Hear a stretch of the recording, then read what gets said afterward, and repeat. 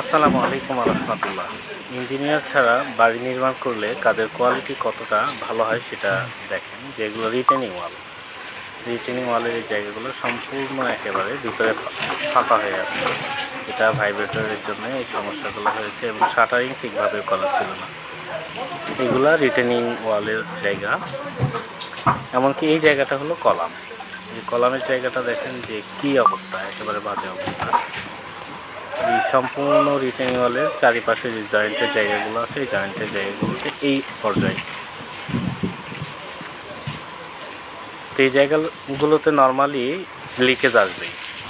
যে বর্ষার মৌসুম যখন আসবে, যে এই জায়গাগুলো কলামের জায়গা, এই জায়গা থেকে দেখতেছি যে বাকি যেগুলো আছে সম্পূর্ণ তারা প্লাস্টার সিমেন্ট বালি দিয়ে সেইগুলো পূরণ করে দিচ্ছে আর কি।